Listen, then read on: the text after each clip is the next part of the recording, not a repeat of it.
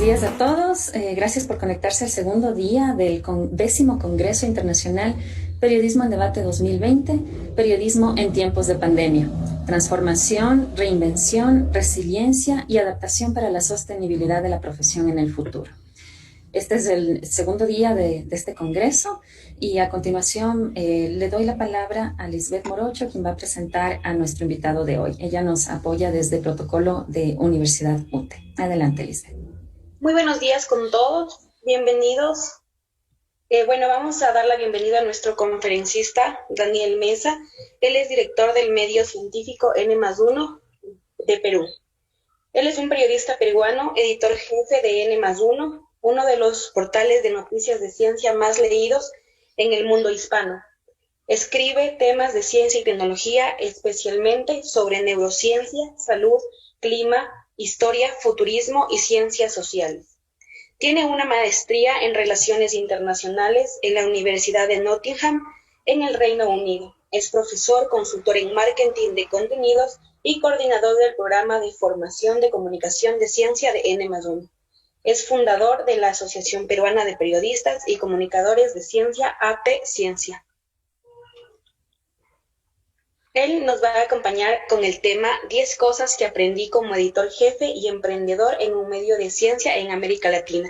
Siguiente, le doy la palabra a Daniel Mesa. Bueno, muchas gracias, Lisbeth. Gracias por tu amable introducción. Gracias a Tania por la invitación. Es para mí, en verdad, un gran honor poder ser parte de este importante Congreso Internacional de la Universidad UTE. Se sabe mucho de lo que se está haciendo en Ecuador desde la Universidad UTE por el periodismo científico, por la comunicación de la ciencia, así que antes que nada pues celebro este importante esfuerzo.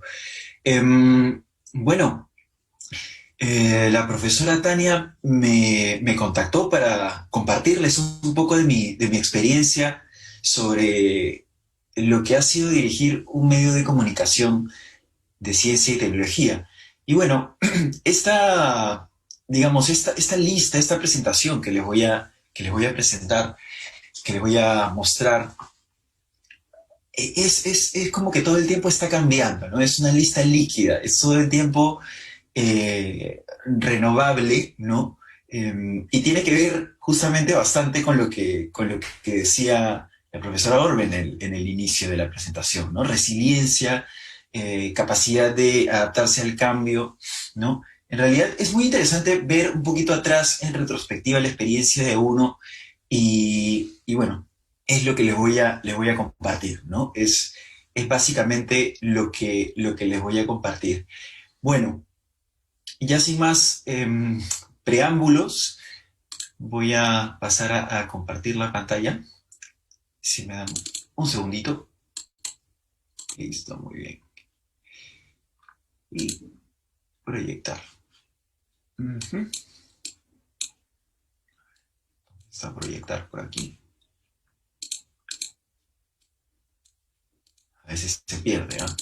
Vamos a ver si se puede proyectar por acá. No. ¿Ustedes están viendo mi pantalla? ¿Me confirman? ¿Me confirman que están viendo mi pantalla, por favor? ¿Sí? Perfecto, estamos viendo tu pantalla. Ok, voy a actualizar para ver si se activa la opción de full. Que por alguna razón no la veo.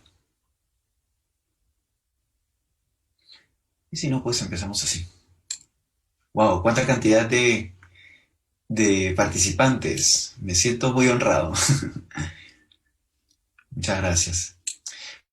Vamos empezando así, si es que no aparece el botoncito de pantalla completa. ¿Listo? Como les decía, repito, estas son 10 cosas que aprendí en 4 años como editor jefe en un medio de ciencia para América Latina. Bueno, Tania me pide ahora compartirles un poco de la experiencia de la historia de N+1. No voy a hacerlo brevemente, en realidad quisiera dedicarle más de esta presentación al aprendizaje que tuve, ¿no? Porque creo que retroceder en los pasos que uno hizo y reflexionar sobre ellos creo que es un acto importante de humildad, ¿no es cierto?, de de enriquecimiento que uno siempre, creo yo, tiene que hacer. Y es algo que creo que no, a veces yo mismo no lo hago, y me parece que es muy bueno compartir este tipo de ideas, ¿no? Bueno, en contexto rápidamente, N+1 es un portal de noticias de ciencia que, bueno, surgió el año 2015 como idea, que cofundé. No soy el único fundador, otra persona ciudadana estadounidense fue también cofundadora, ¿no? De N+1. Y bueno, al inicio imaginamos un portal pensando en América Latina, ¿no? Y fue un gran momento en el que lo lanzamos, porque hace 4 o 5 años no teníamos, digamos, una gran, excesiva oferta, no había una gran consideración por los contenidos científicos en los medios de comunicación, ¿ya? Generalistas. No voy a hablar de todos, tampoco se trata acá de criticar lo que fue en su momento, ¿no? Pero efectivamente no había una gran oferta en ciencia y tecnología, diría yo, hace 5 o 4 años, cuando pensé en que esto podía triunfar en América Latina.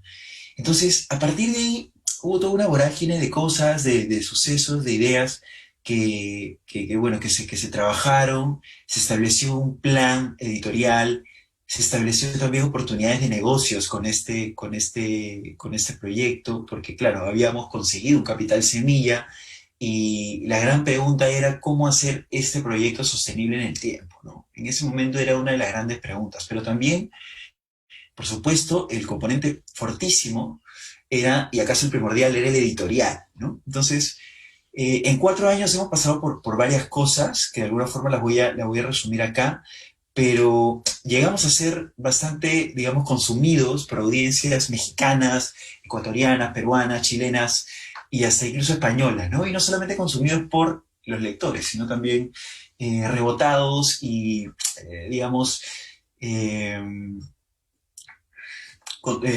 replicados por otros medios de comunicación de América Latina, España, ¿no? México, medios que tenían o tienen, de hecho, una gran carga o un gran potencial como equipo, un buen músculo como equipo editorial, ¿no? Entonces, nos metimos en ese nicho. En ese momento, creo yo que para América Latina éramos, si no uno de los poquitos, ¿no? Si no el único, uno de los poquitos que investigaban y rebuscaban en las investigaciones, en los papers, etc. Entonces creo que eso nos valió, nos ayudó muchísimo a posicionarnos, ¿no? Por supuesto que eso no fue automático, fue una serie de, digamos, de una mezcla de afortunados movimientos entre conocimiento de periodismo, entre conocimiento también, vocación por conocer un poco los motores de búsqueda, en vocación también por hacer movimientos marqueteros, ¿no? Compartir, hacer alianzas institucionales, y poco a poco nos fuimos convirtiendo en la marca que es hoy N+1, ¿no? Ahora, en realidad, creo yo que más que, como les decía, hablar de las noticias o las coberturas que hace N+1, que lo vamos a ir tocando poquito a poco, ¿no? Yo quise, y bueno, y siempre trato, ¿no?, de enfocarme en las cosas que aprendí, ¿no? En las cosas que aprendí. Entonces eso es lo que les voy a mostrar ahora. Bueno, se preguntarán ustedes por qué hoy Daniel Mesa les está hablando, quién es y qué ha hecho, ¿no? Aparte quizás de N+1, ¿qué hace?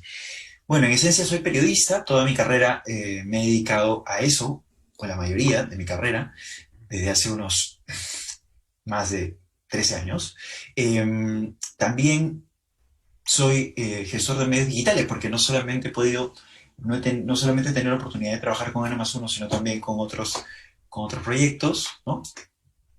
Desde hace 4 años vengo siendo editor jefe de este portal, y además también trabajo y dicto algunas clases de DIRCOM, medios digitales, marketing de contenido, ¿no? Bueno, he tenido la oportunidad también, un gran honor también, de ser becario del Centro Internacional de Periodismo y de la Federación Mundial de Periodismo Científico, el 2019 ambas, y bueno, 2013 para la maestría que tomé, ¿no? También tuve una beca. Como les decía, trabajé y trabajo actualmente en otros proyectos, ¿no? No solamente en medios, sino también proyectos de asociación civil. Esta es una de las asociaciones civiles. Esta es una de las cosas que voy a tocar en las 10 lecciones que aprendí, ¿no? Van a dar cuenta rápidamente que no todo tiene que ver única y exclusivamente con el periodismo. Si bien el periodismo, por supuesto, es un componente importantísimo para poder ejercer la carrera, obvio, ¿no? Hay otras cosas que escapan a lo que aprendimos de periodismo en la universidad y quizás en lo que teníamos idea de lo que sería nuestra experiencia profesional, ¿ok? Entonces, bueno, hace un año también pude hacer una pasantía en Los Angeles Times. Como les decía, cofundé la Abciencia de Perú, que es la Abciencia, ya la vamos a ver en un rato. Conferencista, bueno, he conseguido algunas, he dado algunas conferencias en países latinoamericanos sobre emprendimiento, periodismo científico, y también dicté docencia en la Universidad Cayetano Heredia y la Científica del Sur y la Ricardo Palma en Perú. Bueno, ya les comenté sobre mis últimos proyectos, creo que hasta ahí está bien con quién soy yo.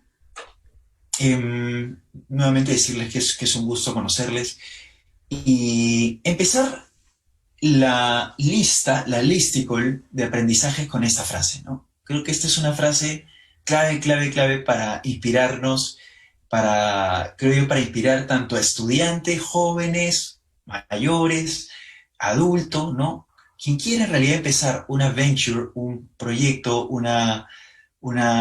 digamos, una aventura, si quieres, de emprendimiento en periodismo científico, creo que está en un buen momento. Está en un buen momento y quizás uno de los mejores.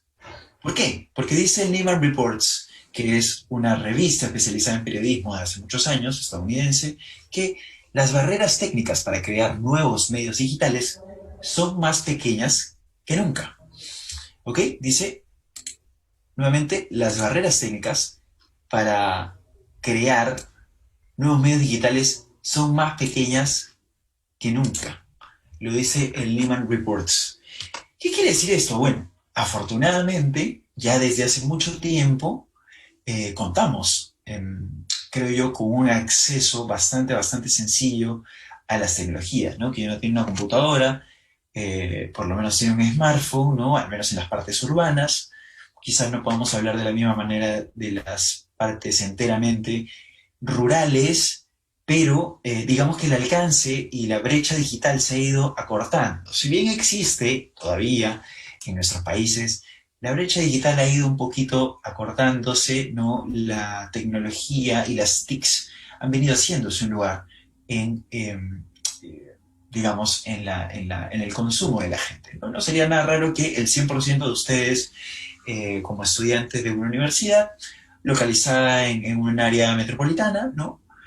Tengan acceso a estas tecnologías, ¿no? Eso quiere decir que cualquier persona con acceso a las actuales TICs, ¿no? Así sean aquellas que están destinadas solamente al uso del consumidor, ¿no? Están aptos para crear nuevos medios digitales, ¿ya? Nuevos medios digitales. ¿Por qué? Porque las aplicaciones, incluso en los aparatos más básicos, o que diría yo, más medianitos, ¿no? Tienen posibilidad de crear, ¿no? Ahora se habla de creadores, no solamente se habla de consumidores, se habla de creadores, creators, ¿no? Hay páginas dedicadas, videos, ¿no? Miles de millones de horas dedicadas solamente para los creadores. ¿Por qué? Porque se ha vuelto un público extremadamente importante. Eso quiere decir que cada uno de nosotros, o cada uno de nosotros que tenga acceso a una conexión y a un teléfono y a una computadora, tiene el potencial para crear un nuevo medio digital. Ahora, atención, eso no quiere decir que cualquiera pueda hacer periodismo y cualquiera pueda hacer divulgación científica. Hay requerimientos, ¿no? Pero sí es importante que tengan en claro esto. La parte técnica no es un impedimento para hacer lo que quieren, ¿no? Lo que quieren. Ya sea divulgación científica, ya sea periodismo científico, ya sea narrativa, ya sea periodismo deportivo, lo que quieran. Lo pueden hacer, ¿ok? Entonces, el primer aprendizaje, y ya vamos un poco entrando a la materia dura que nos reúne aquí, a la carnecita, como decimos en el argot periodístico, ¿no? La primera lección, la he tomado un poco inspirada en uno de los objetivos de la Federación Mundial de Periodismo Científico. ¿Cuál es este objetivo? El principal de todos. Dice, we believe science journalism will make or will help to make the science accountable. La traducción literal puede ser un poco discutible. Will make the science accountable, ¿no? Puede ser discutible, pero a mí me gusta en verdad, así que he decidido dejarla, ¿no? Algunas personas que hablan inglés y español me dijeron que lo tradujera como que la ciencia es más responsable, ¿no? Pero me gusta esta frase en particular. El periodismo científico ayuda a que la ciencia rinda cuentas. Y ahora les voy a explicar por qué, ¿no? A veces, ya, y esto creo yo es una costumbre quizás a veces imitada, a veces heredada, sin mala intención, por supuesto, y no hay ningún pecado en ello, de algunos medios de habla inglesa, occidentales, ¿no? En los cuales se hace una cobertura más o menos divertida, entretenida, un poco clickbaitera de la ciencia, ¿no? Pero es muy importante saber que eso también lo hacen los relacionistas públicos, ¿no? Eso también lo hacen los jefes de prensa, jefes de comunicaciones de las universidades que han producido estas investigaciones. ¿Sí? ¿Me estoy dejando entender? No necesariamente por hacer la ciencia atractiva estoy haciendo periodismo científico, ¿no? El periodismo científico no puede ser, digamos, solamente un porrista o un entusiasta de las investigaciones o de los científicos. Este es el primer aprendizaje que tuve al llegar a ser editor jefe, bueno, al ser periodista científico, al empezar siendo periodista científico, porque bueno, ya tenía una carrera de años de periodista, ¿no? Una de las impresiones que creo que coincidían muchas personas que se adentraban poco a poco en este campo era que había que traducir la ciencia, o hay que traducir la ciencia para que llegue a la sociedad, y no sé qué, y bla, bla. Bueno, eso está muy bien, sí, eso está muy bien, pero ojo, el periodismo tiene una labor que ayuda en esto, pero también ayuda más allá que esto, ¿no? Entonces acá yo coloco, hacer periodismo, entre las cosas que he aprendido, ¿no? No es igual a divulgar ciencia. Esto es muy importante porque hay gente también, o hay personas, sabemos, y yo he incurrido en este error también, en confundir el periodismo con la divulgación. Que quede bien clara esa delimitación, ¿ok? Tampoco es que seamos relacionistas públicos, ni entusiastas de los científicos, no. Los científicos hacen un trabajo, los periodistas hacen otro. Ambos comparten varias características, ¿ya? Ambos son escépticos, ambos buscan la evidencia, ambos se cercioran de que van a contar una verdad antes de contarla, antes de decirla, ¿no? Entonces no es que el periodista científico crea pie juntillas todo lo que dice un científico, porque al fin y al cabo el científico es un humano, ¿no? Y al fin y al cabo el equipo de científicos que han desarrollado, han hecho una investigación, puede fallar. Entonces para eso está la diversidad, la multiplicidad de fuentes periodísticas, ¿no? Entonces, recapitulando, por un lado, el periodismo científico es una especialización informativa de la profesión periodística que difunde y divulga los hechos relativos a la ciencia en general, sin perder el sentido crítico. Por otro lado, que quede bien esa división, son actividades de promoción y circulación del conocimiento construido por medio de métodos científicos los cuales tienen una importancia en el contexto social. Esto está genial, esto está muy bien que se haga, ¿ya? Pero no solamente se hace desde los diarios o desde los noticiarios, también los museos, se puede hacer desde las oficinas de comunicación de las universidades, de los centros de investigación, del sector público, como se hace en varios países, en Perú, en Argentina, en Chile, seguramente en Ecuador también, en Estados Unidos bastante, somos expertos en eso. Entonces, este es el primer aprendizaje de esta carrera o esta maratón, ¿no? en este campo. Ahora, bien clarificada esta definición, la segunda parte, el segundo aprendizaje, es el siguiente. Hay más periodismo científico de infotenimiento o infotainment que periodismo científico crítico. Ese es un aprendizaje súper interesante que lo incorporé para esta charla, porque ya había tenido la oportunidad de ver esta charla también anteriormente en otro congreso, pero esto de aquí me parece clave porque de alguna forma nos sitúa y nos permite ver qué falta o qué más podemos hacer, ¿no? Con esto no quiero satanizar el infotenimiento. Hay, digamos, periodismo científico que hace infotainment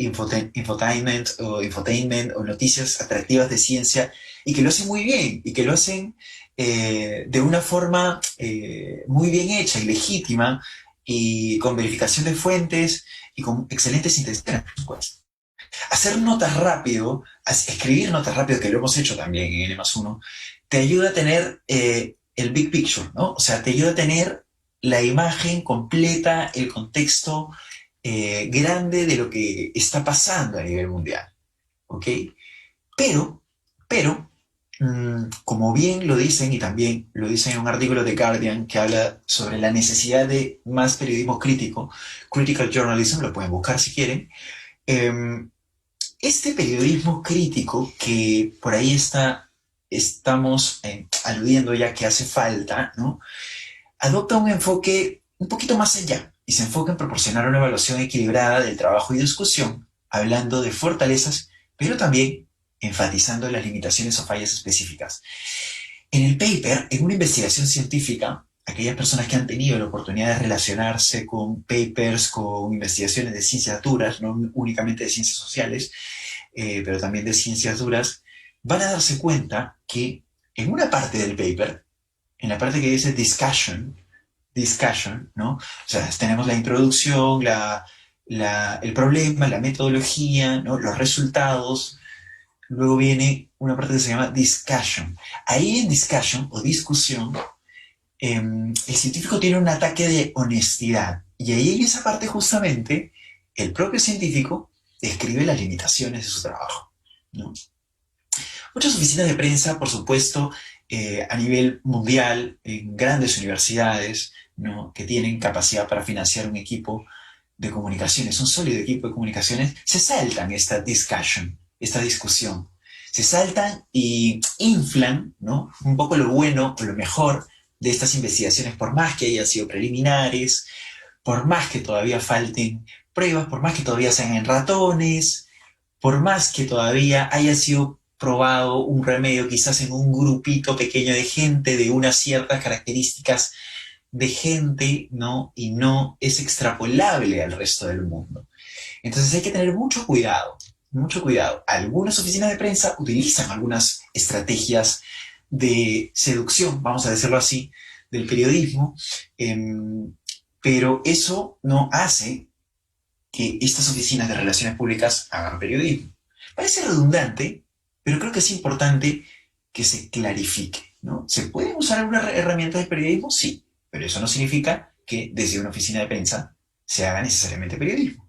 Ahora, en este tipo de relacionamientos, ¿no? Adquiere mucho sentido cómo es que varios periodistas que por A o B no siguen trabajando en diarios o medios de comunicación alrededor del mundo, van y acaban parando en oficinas de comunicaciones, ¿no? Oficinas de prensa. Hay excelentes periodistas en oficinas de prensa y comunicaciones en todo el mundo, ¿no? Claro ejemplo de ello es una amiga de México, que es presidenta de la red mexicana, Aleida, que escribe para Zaire, y que, bueno, también está en un departamento universitario, ¿no? En un departamento de comunicaciones universitario. Entonces, que quede bien clarito esto, ¿no?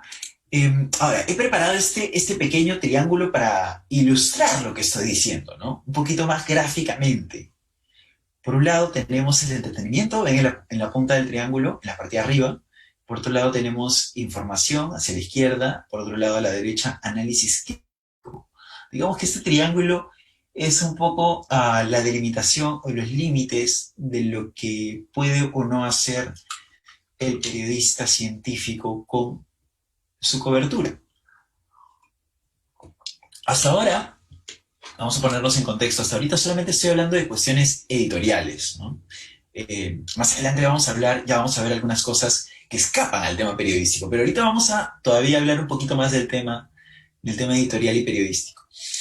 Entonces, el entretenimiento mezclado con la información a nivel periodístico vendría a ser algo así como infotainment o infotainment. Esto es lo que abunda en los medios de comunicación del mundo, ¿ya? Si alguien está en desacuerdo, pues igual, discrepemos o están de acuerdo, me dicen sí, hablemos de ejemplos y lo que quieran, si quieren en la ronda de preguntas, ¿no? Pero sí me gustaría un poco saber qué han visto ustedes o cómo ven la situación en Ecuador también, que ustedes conocen mejor que yo.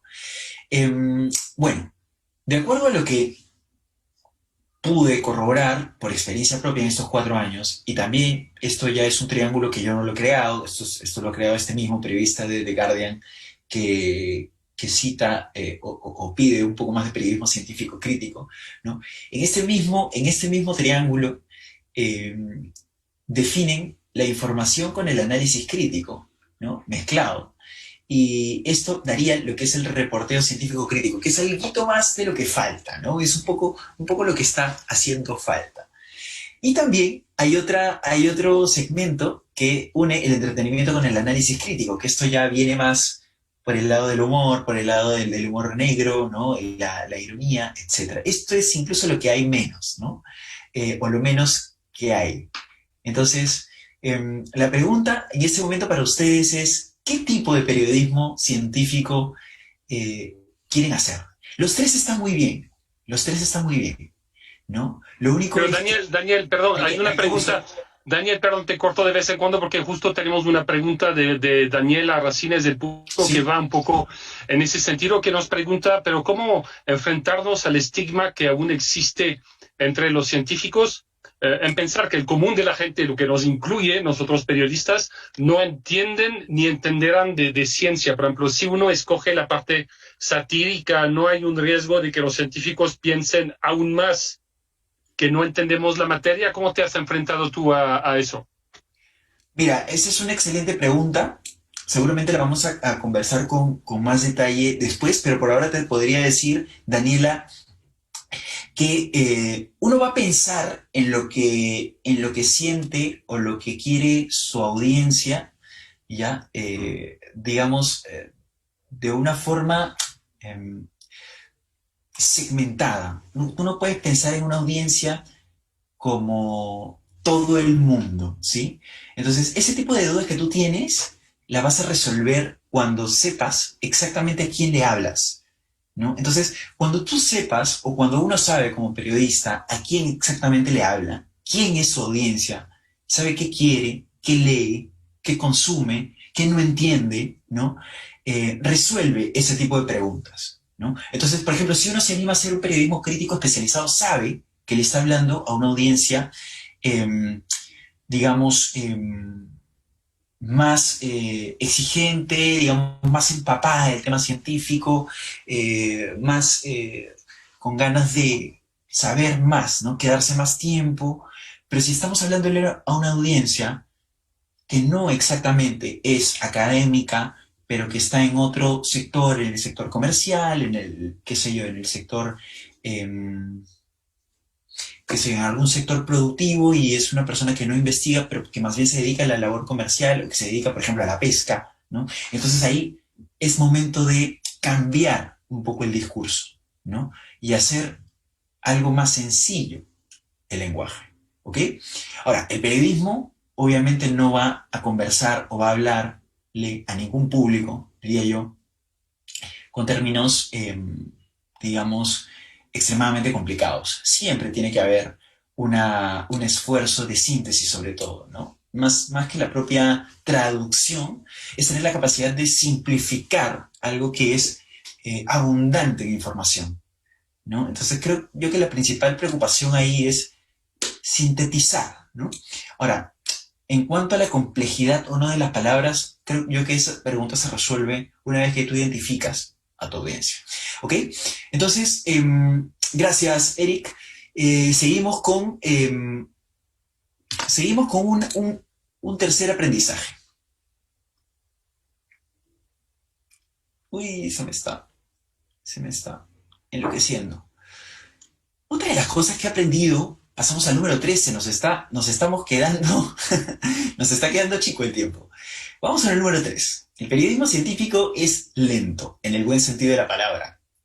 El tiempo no domina al periodista científico.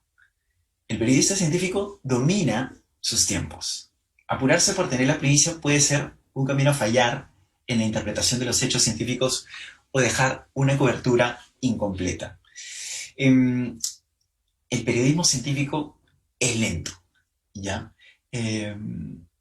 Ahora, aún me animaría a decir que aún cuando hacemos artículos con la premura del tiempo y con digamos, con la necesidad de ganar digamos, la puesta de mano a otros medios y poner el pie ahí en la meta, en el score, de ser primeros en el buscador, ¿no? Aún con eso, y que, bueno, y ser los primeros que se enteren, y ser los primeros en compartidos, etcétera, y todo lo que ello acarrea, aún con eso debemos ser sumamente cuidadosos.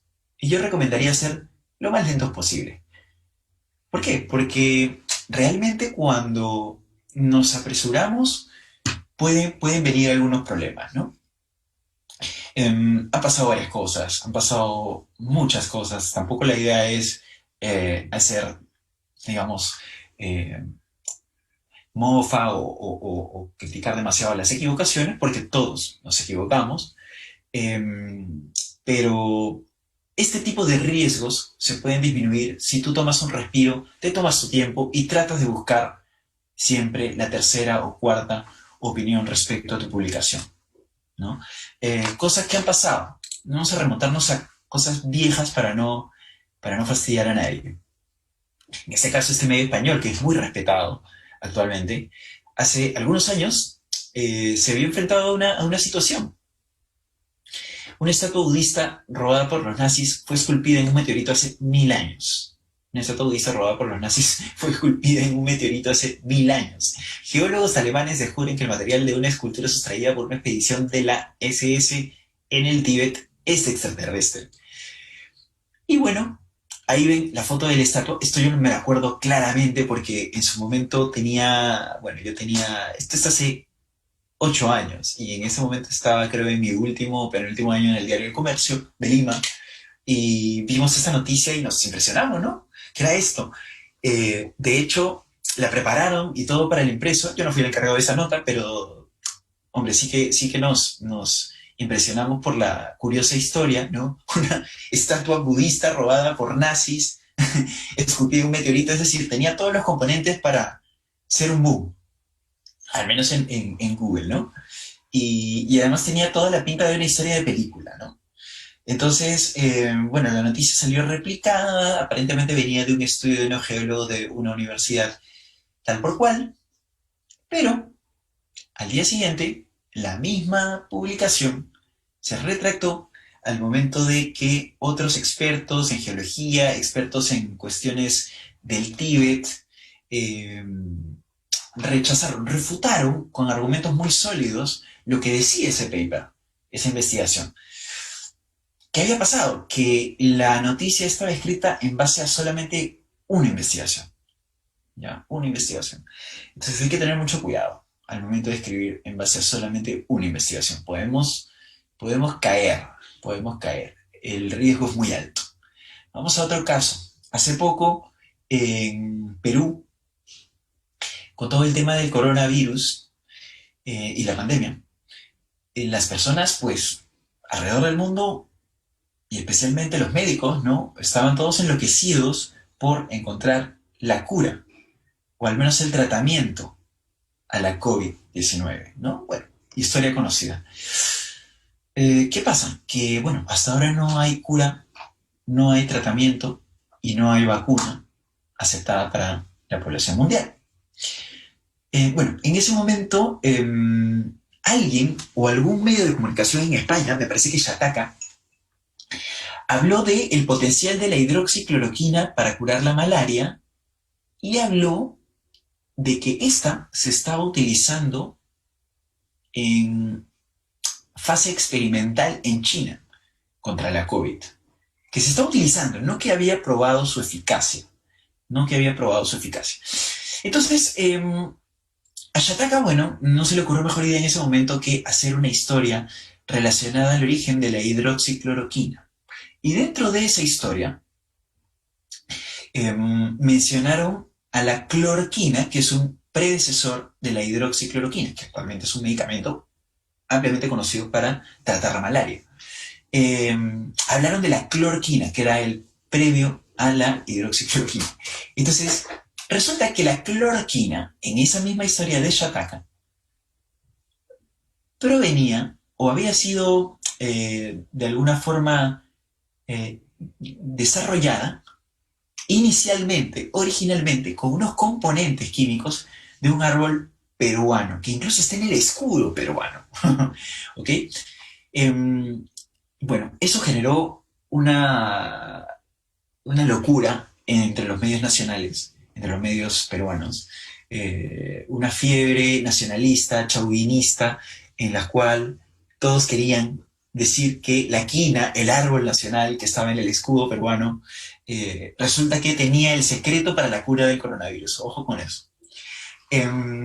Obviamente, al día siguiente no tardaron muchos medios en desmentir el bulo, en explicar que esto fue una patinada total de medios que no prestaron atención o no leyeron de una forma científica estos textos, estas afirmaciones, ¿no? Que confundieron todo y que al final no hicieron más que quedar muy mal, ¿no?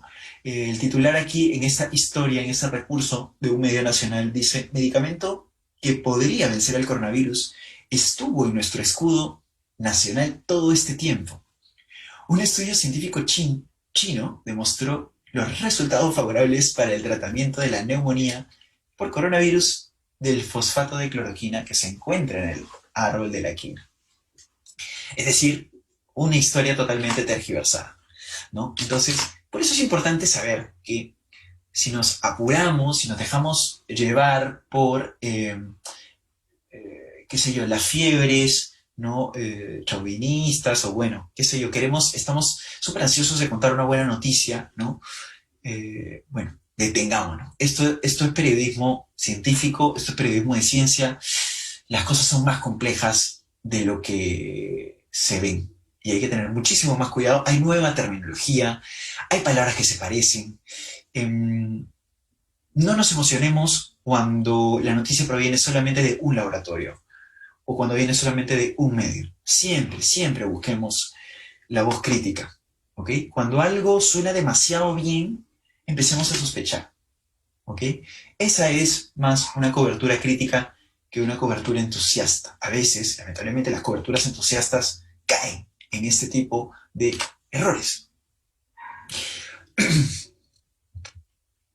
Hablando de las coberturas entusiastas, quería decir que entre el entretenimiento y la información, ojo, hay coberturas entusiastas o coberturas con cuotas de entretenimiento buenísimas y muy bien hechas, ¿eh? Pero también hay muy malas. Entonces hay que tener mucho cuidado con eso. ¿Listo? Cuarto aprendizaje. Las ciencias sociales importan, ¿ya? Las ciencias sociales importan. Esto es un llamado y una invocación a que, otra vez, no nos casemos únicamente con las ciencias naturales, porque las ciencias exactas o las ciencias ¿no? numeradas, etcétera, son las más precisas y porque las ciencias sociales son confusas, difusas y no tienen respuestas definitivas. No, las ciencias sociales importan. Hoy más que nunca, con la pandemia, hemos descubierto o hemos recordado que las enfermedades no solamente responden a causales de los microorganismos, ¿no? De los contagios, cuestiones biológicas, ¿no? Y la cura y las vacunas biotecnológicas, ¿no? A cuestiones biotecnológicas. Responde también a determinantes sociales de la salud, a determinantes económicos, a determinantes políticos, ¿ok? Eso es súper, súper importante. Las ciencias sociales importan. ¿Por qué digo esto? Porque muchas coberturas, muchas temáticas de coyuntura se cubren o se pretenden abordar solamente desde la ciencia dura.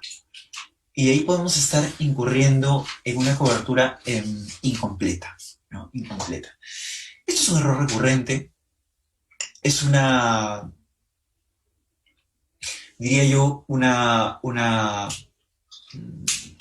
es una cosa que siempre se puede mejorar, que siempre se puede, digamos, complementar, ¿no?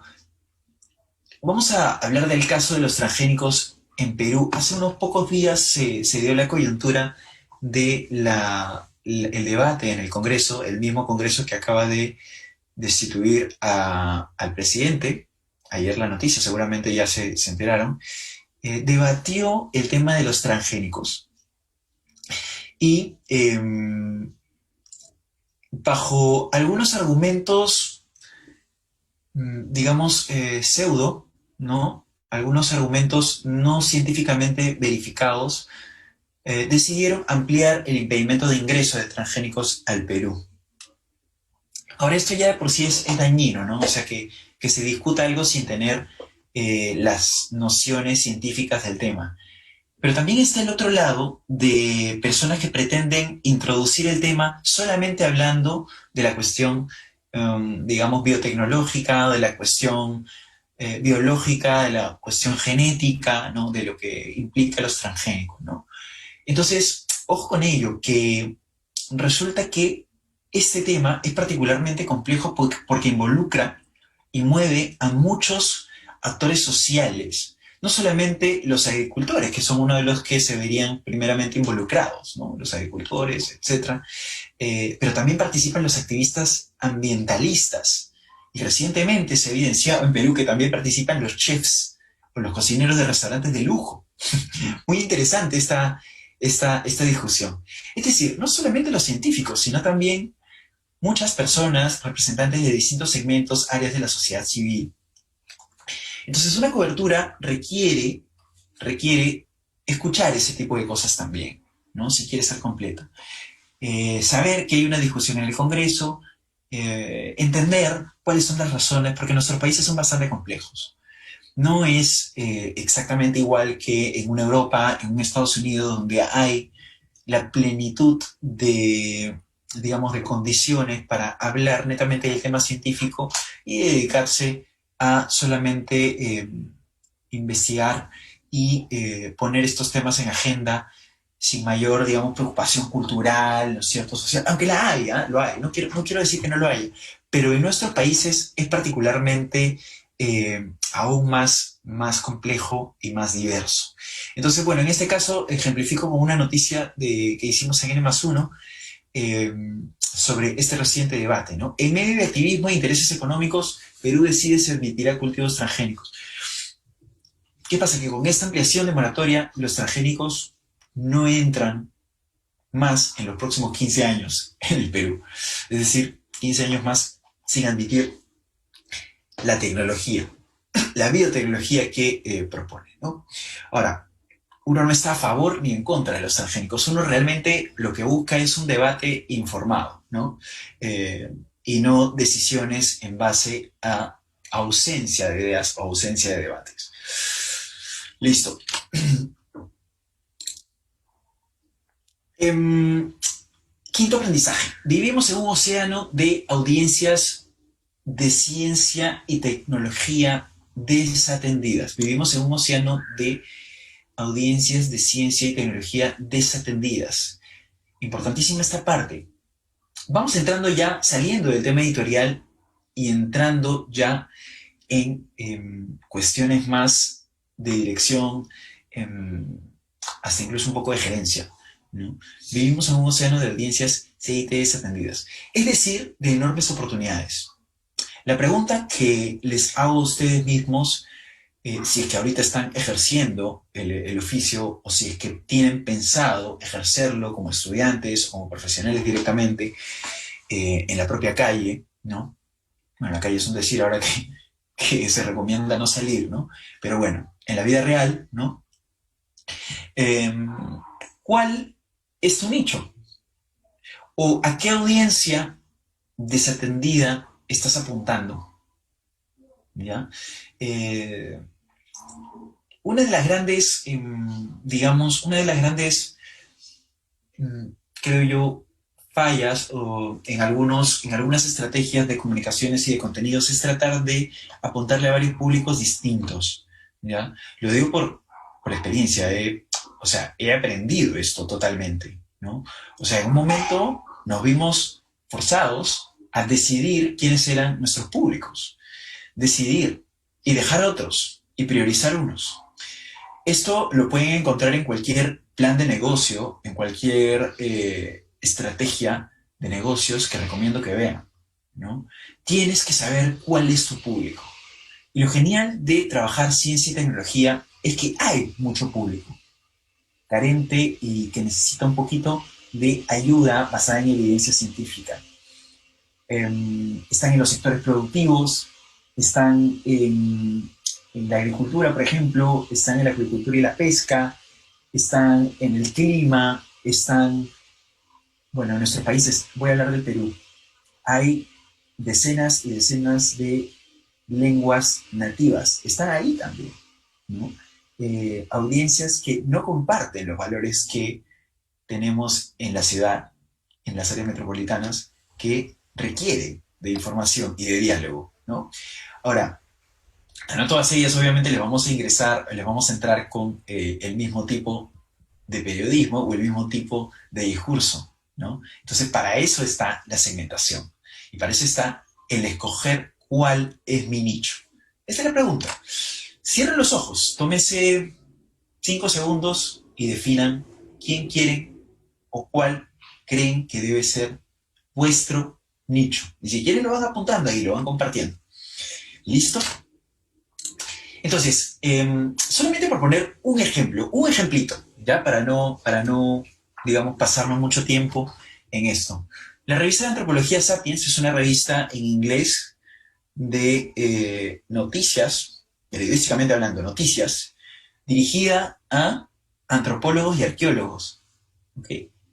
Entonces, este es un claro ejemplo de cómo las audiencias súper bien segmentadas funcionan. ¿Por qué? Porque esta Sapiens, esta revista online, que está en inglés, va a responder a las necesidades de los antropólogos que lo leen. ¿Por qué? Porque dice revista de antropología. Es claro, ¿no? Es fácil, es obvio. Resulta que en el momento que surgió Sapiens no había revistas dirigidas a antropólogos. Por eso es que triunfó.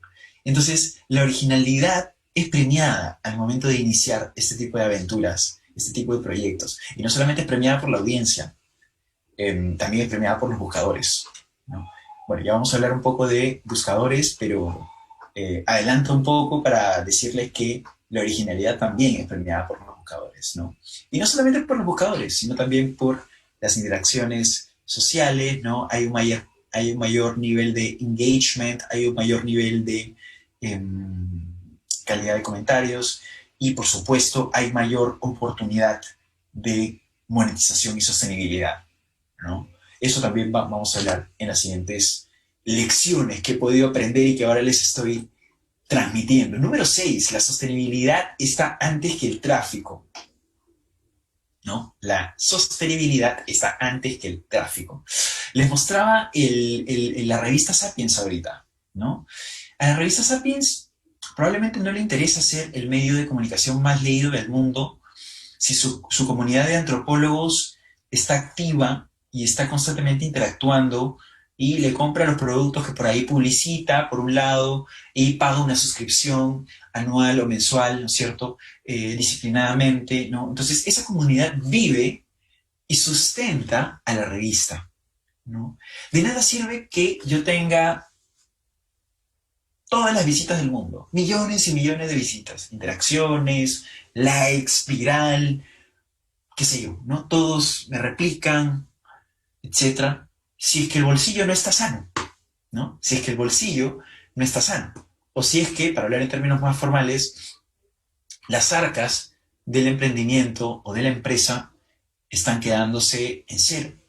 Entonces, por eso digo, y por eso vengo diciendo desde el inicio que el periodismo es solo una parte de estos retos, ¿no? Entonces, a todos ustedes que seguramente van a pasar a ser parte de un medio o van a pasar a tener sus propios medios de comunicación, piensen en plan estratégico, piensen de negocios también.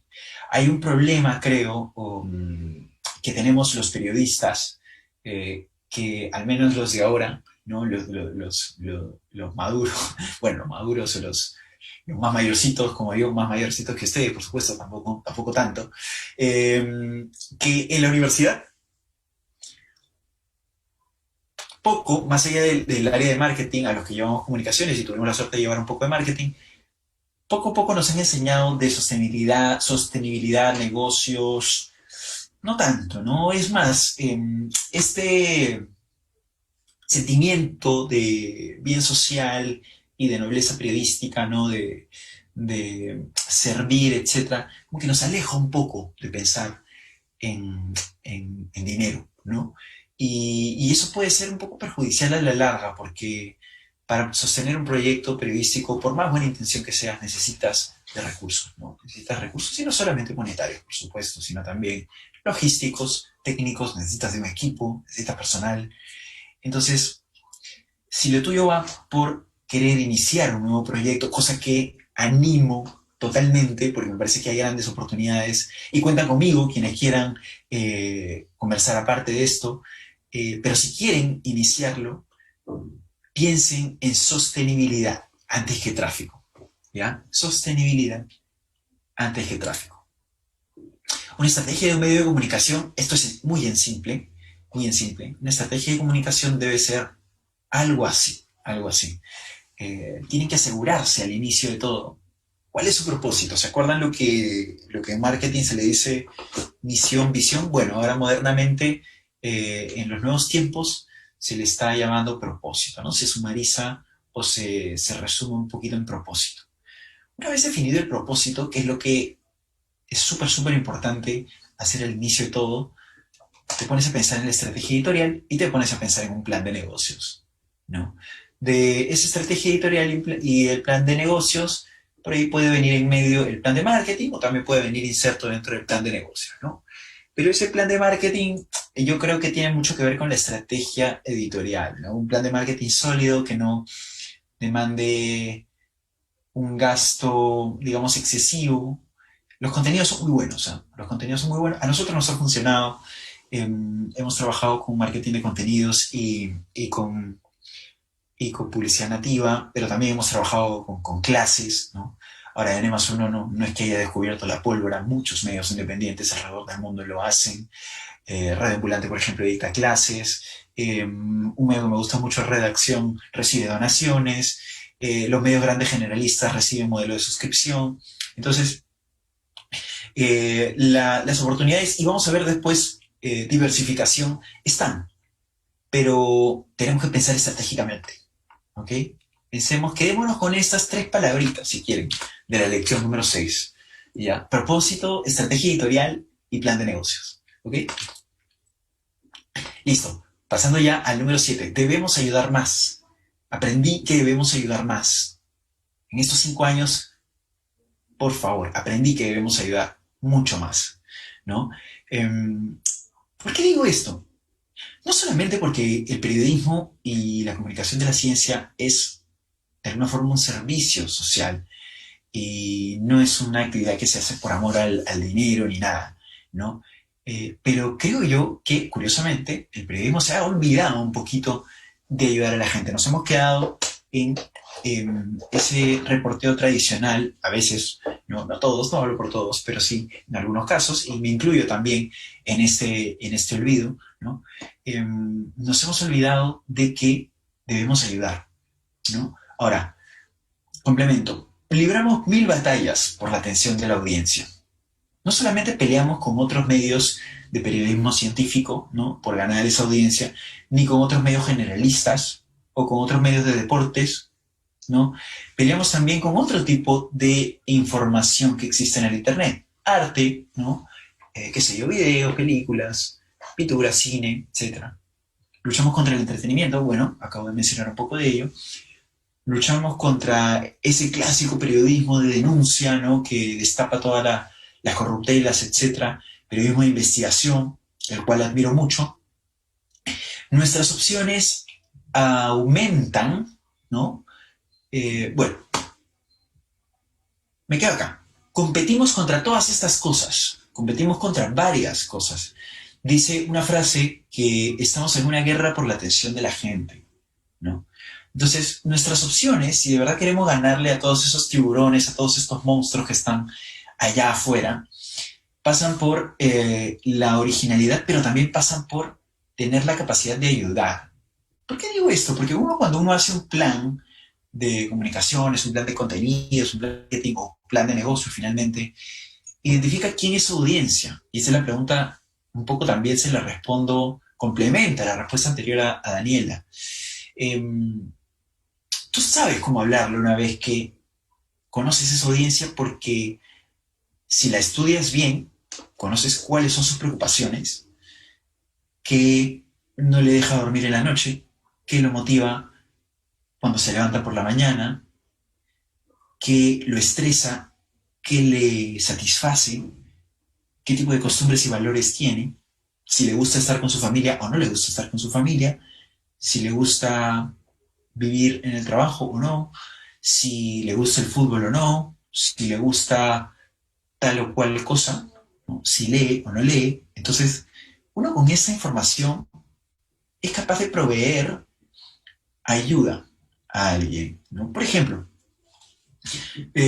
hace poco hicimos un ejercicio de mapeo de un pescador de la costa de Lima en un estudio de marketing de contenidos para la estrategia del Instituto del Mar, del Instituto del Mar Peruano, IMARPE, ¿no? Y descubrimos varias cosas, ¿no? Que un pescador de la tercera edad, que de hecho era patrón de pesca porque incluso además negociaba con empresas y brindaba servicios, ¿no? Pero era un pescador bastante humilde, ¿no?, y de costumbres de personas humildes, ¿no? Por ejemplo, vestir con qué sé yo, ropa del trabajo, ¿no?, que está un poquito avejentada por el tema del mar, la sal y estas cosas, que físicamente es una persona mayor, también cansada, ¿no?, por el trabajo duro que significa la pesca y el sol y todas estas cosas. Encontramos que esta persona, a pesar de tener algunas limitaciones, porque además el lugar en el que vivía no era el más, qué sé yo, no era un lugar exactamente acomodado, esta persona estaba muy atenta a las predicciones del clima, usaba aplicaciones en el teléfono sobre predicción del clima, aplicaciones potenciadas con inteligencia artificial, por supuesto. O sea, estaba mucho más metida en cuestiones tecnológicas que lo que cualquiera se podría imaginar, ¿no? Entonces, esto guió al Instituto del Mar bueno, al menos esta persona con la que pude conversar, el Instituto del Mar, a diseñar una pequeña estrategia para personas parecidas a este señor pescador, ¿no? Entonces, conocer a la persona como persona de carne y hueso ayuda mucho, ¿no? Y nos ayuda a nosotros a ayudarlos, ¿no? ¿Cómo los ayudamos? Creando contenidos útiles y relevantes, ¿no?, que los ayuden con su día a día. ¿Qué sé yo? Aplicaciones para predicción del tiempo, qué sé yo, cómo la inteligencia artificial puede ayudar a tus predicciones de pesca, ¿no es cierto? Qué sé yo, cuestiones que el IMARPE puede proveer de información útil de uso del día a día a los acuicultores y pescadores de la costa del Perú, ¿no?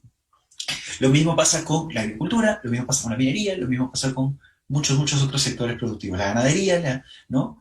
La inteligencia artificial para monitorear, qué sé yo, granjas de pollos, ¿no? Drones para monitorear cultivos, etc. ¿no? Podría ser por ahí ahorita en esta reflexión me he inclinado un poco por el tema tecnológico, pero bueno, las posibilidades son ilimitadas, ¿no? Son ilimitadas. Daniel, Daniel, perdón, te corto un minuto. Solo para Sí, sí, sí. tenemos muchas preguntas del público y todavía 3 tips. No sé si se puede quizás acelerar un poco, porque si no, a las 10 tenemos otra conferencia. Entonces, ya hay mucho interés, muchas preguntas del público. Si de repente puedes hacer los puntos 8, 9, 10 un poquito más rápido, sí, para claro que demos paso a las públicas, a las preguntas. Gracias, Daniel. Por supuesto, claro que sí. Listo. Entonces, conclusión, debemos ayudar más, ¿ok? Voy a tratar de ejemplificar menos para pasar esto rápido, ¿no? ¿Cómo ayudar a tu audiencia? En los titulares puedes utilizar números en las historias, responde a cómo, guías, manuales paso a paso con respaldo científico, involucra a tu lector. Si le hablas directamente de tú a tú, vas a causar más impacto. Sé original, eso ya lo dije. Sé encontrable, esmérate en trabajar y estudiar a los buscadores y a las redes, ¿no? A los algoritmos. Y conversa con tu audiencia, es decir, mide y escucha, lee la reacción de ellos en los canales que tienes. Ahora, anímate a diversificar. Ya hemos hablado de esto un poco, ¿no?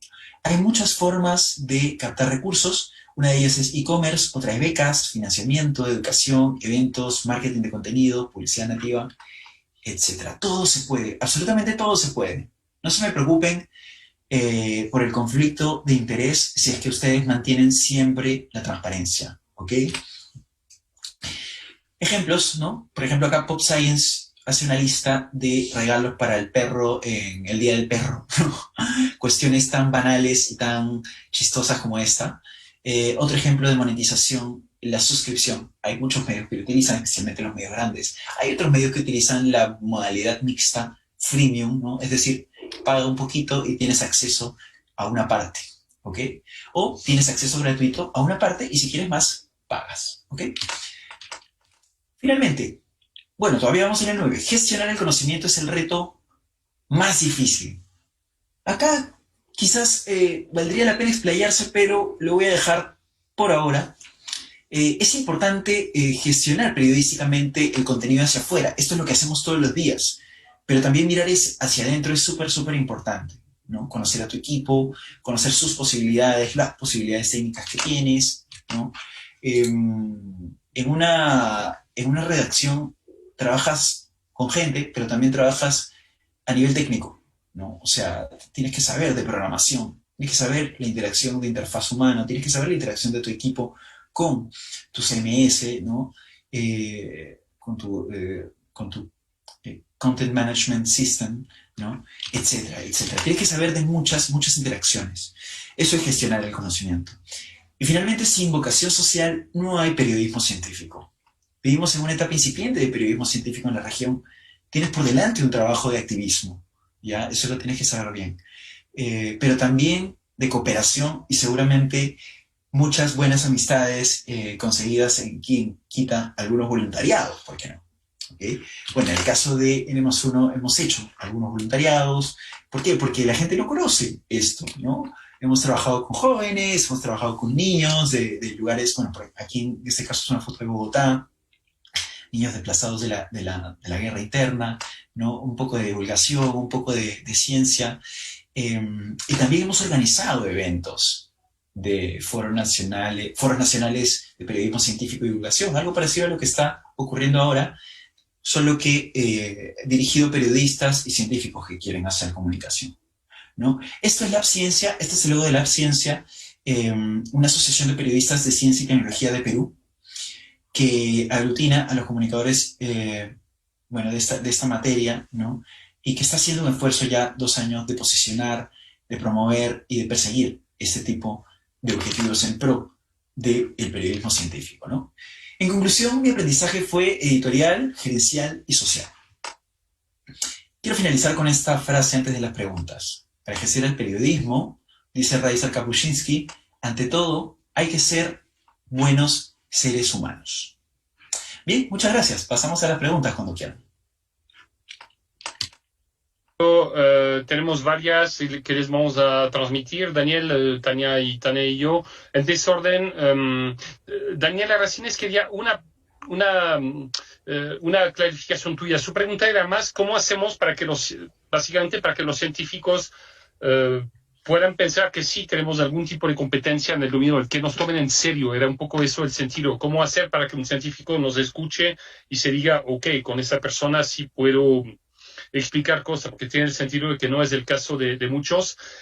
Carlos Macías de Galápagos pregunta si para hacer periodismo de ciencia, a la final de lo que tú diste, cualquier persona lo puede hacer, o si se requiere una formación específica. No sé si pensaba, por ejemplo, en el curso de periodismo de ciencia que tenemos en la USFQ, pero ¿qué tipo de formación recomendarías para que pueda asumir eso? Gracias, Daniel.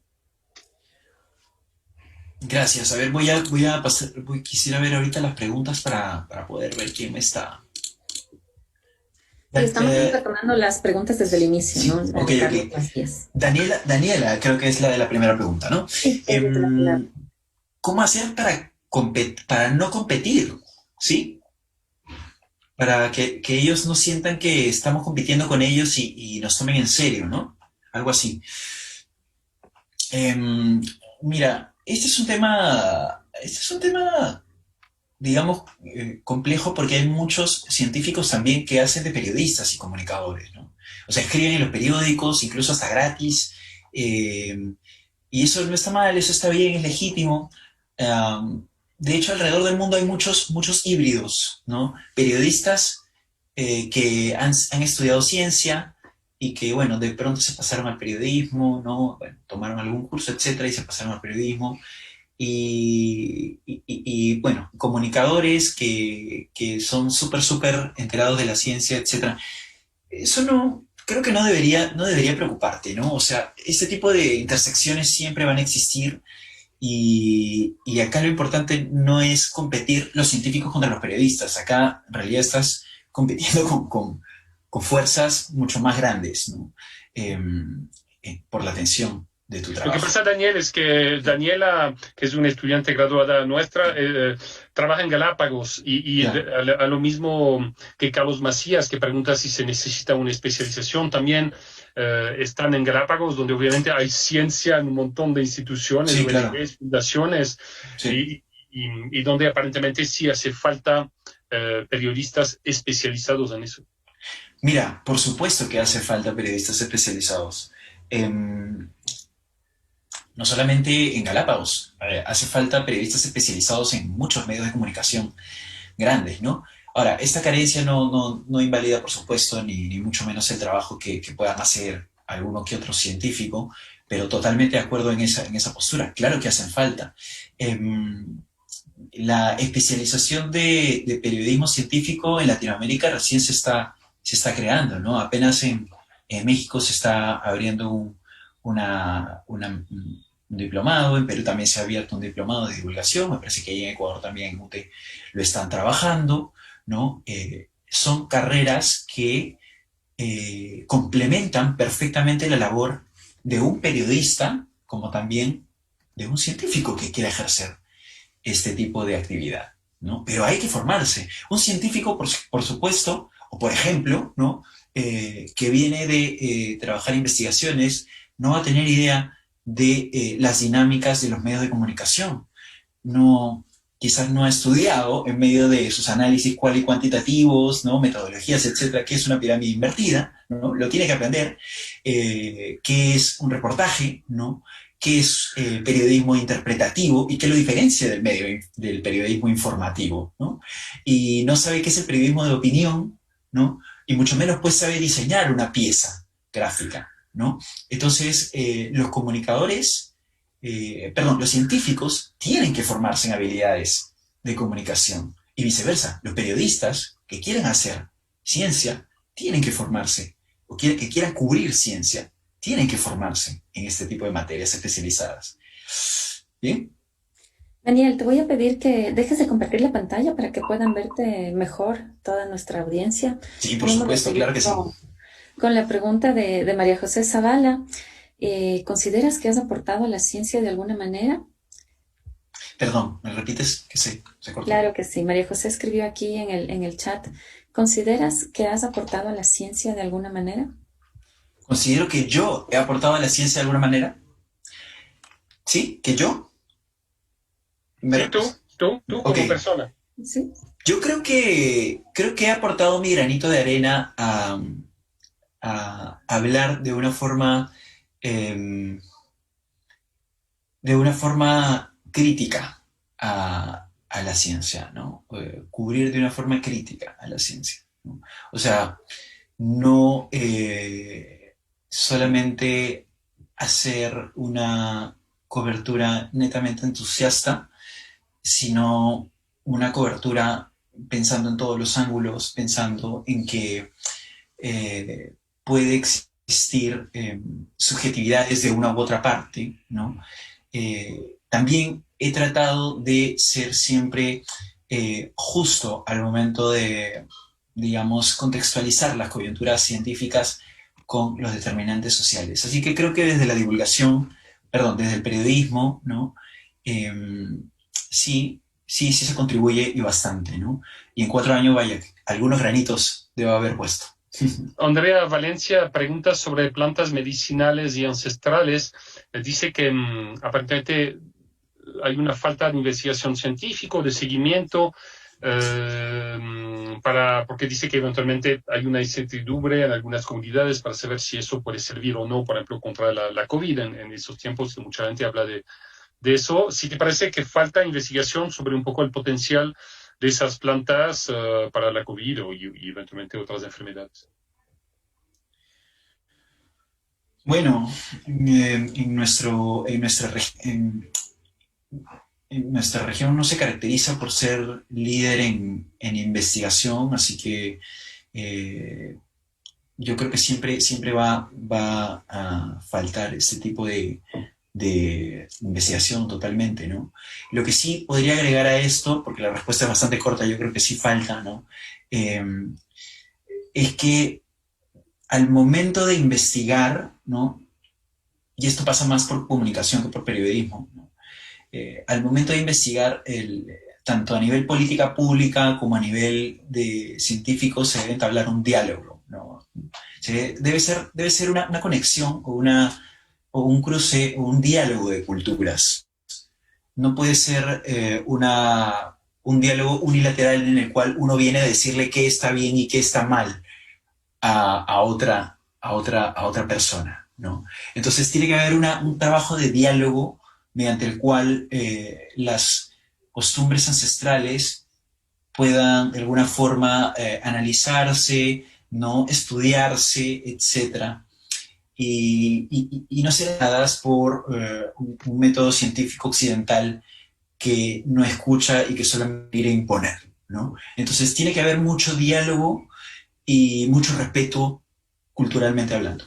Marcelo Gijón nos dice que le pasó de tener dificultades para acceder a científicos que siente que la ciencia es siempre un espacio un poco cerrado, a veces por voluntad propia de muchos de sus miembros, de que a veces investigadores no quieren recibir periodistas o asistir a un espacio de entrevistas, y que no es muy fácil de llegar a ellos y cuenta que a él le ha pasado. ¿Cuál es tu experiencia al respecto? Mira, no he tenido tan malas experiencias con con los científicos, quizás por ahí he tenido suerte y quizás una vez conociéndome ya la cuestión ha sido más sencilla. Lo que sí es que andan muy ocupados, ¿no? Algunos de ellos andan muy ocupados. Por ejemplo, para entrevistar a unas argentinas que están investigando zoonosis y están investigando potenciales existencias de coronavirus en los auquénidos, en los camellos sudamericanos, en el norte de Argentina, y también están investigando zoonosis en las mascotas.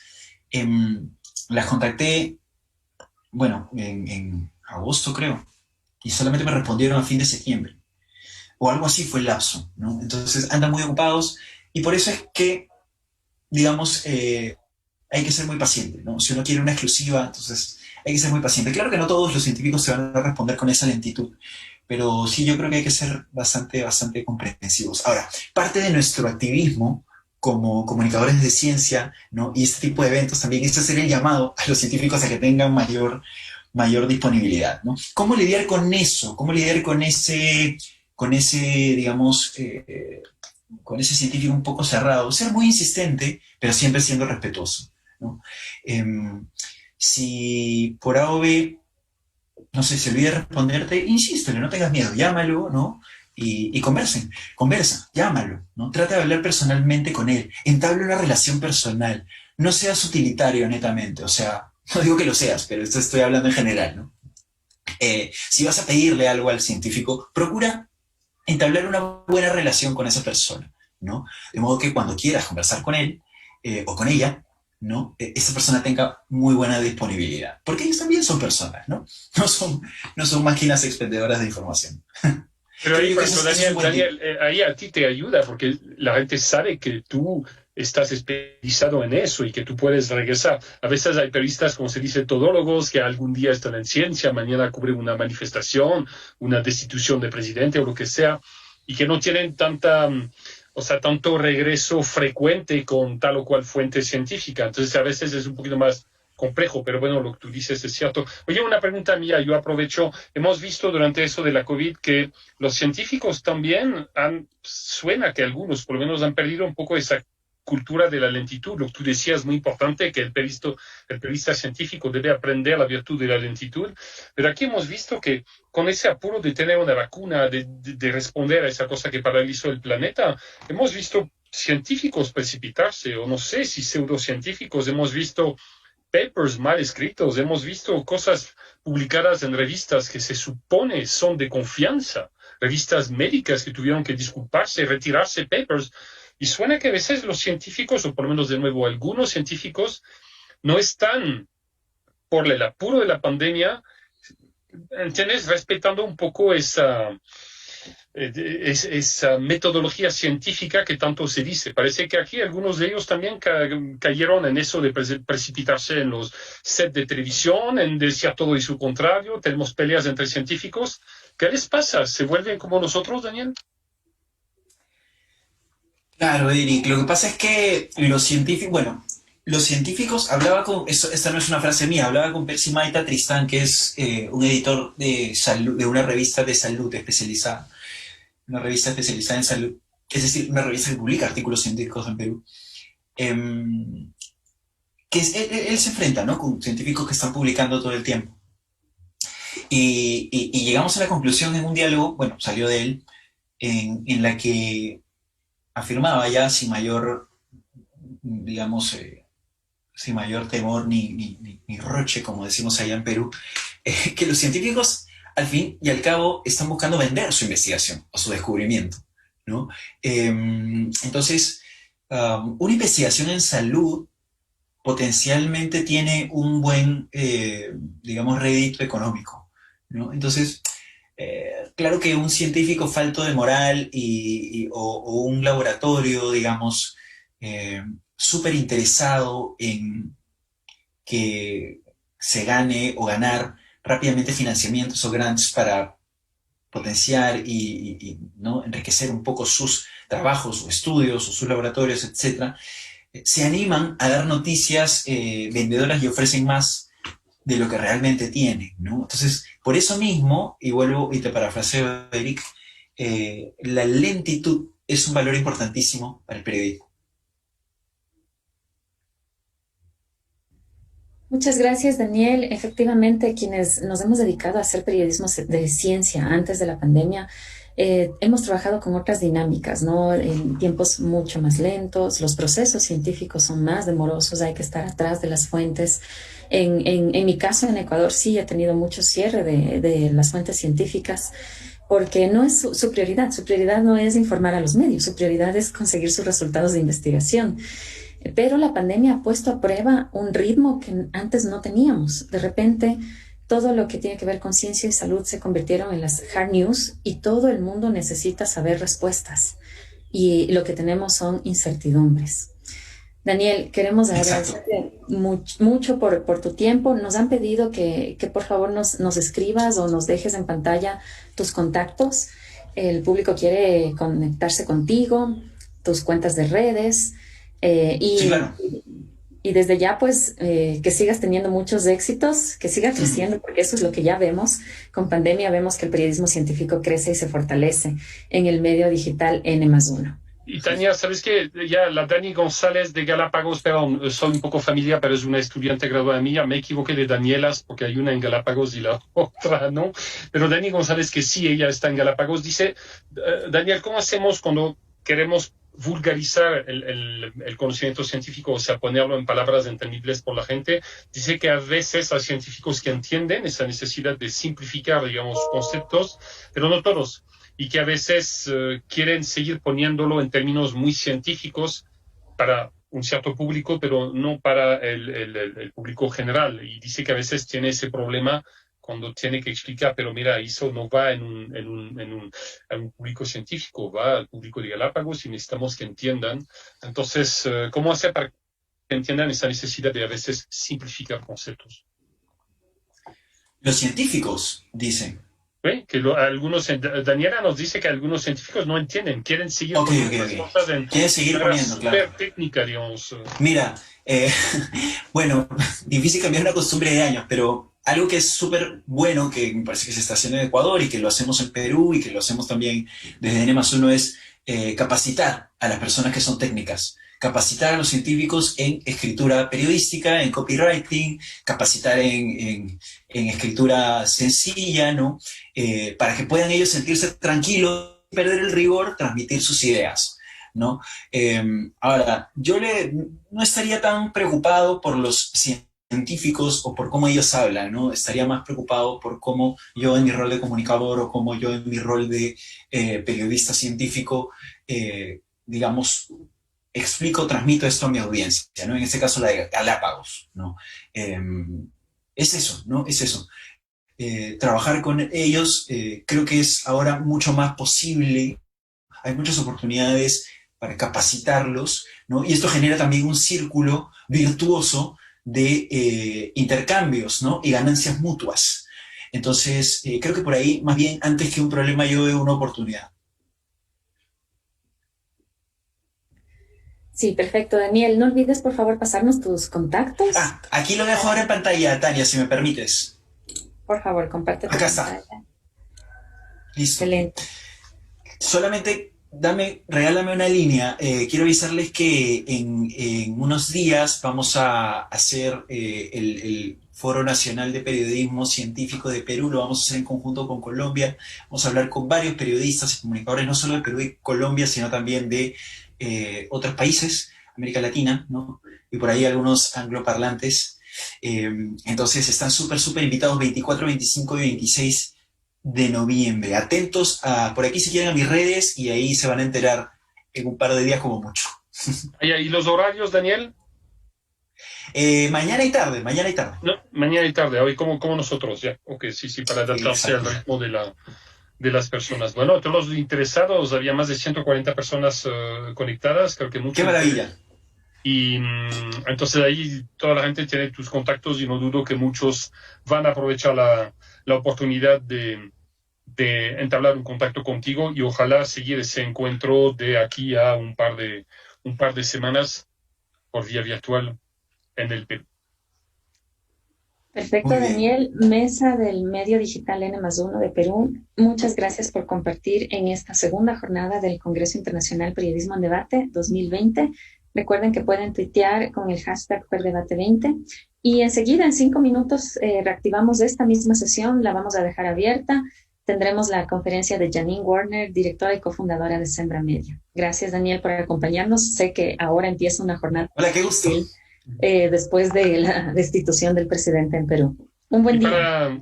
Y para los que se quedan, realmente Daniel nos habló de eso, de la necesidad del emprendimiento. Tuvimos ayer una sesión sobre el modelo económico y vamos a tener 2 eventos más, otro con Janine Warner el viernes y un taller, porque el emprendimiento en esos tiempos es realmente vital. Y Janine es una de las expertas a nivel mundial con Sembra Media de desarrollo, de apoyo a la creación de medios web nativos. Entonces, realmente, esa conferencia de 1 hora que sigue, si pueden quedarse con nosotros, creo que todos tenemos mucho que aprender de Janine, que es una amiga del evento, ya que nos acompañó hace 4 y 5 años, pero es un placer tenerla de vuelta en esa ocasión. Empezaremos exactamente en 5 minutos. Muchas gracias. Nos vemos pronto. Ahí está.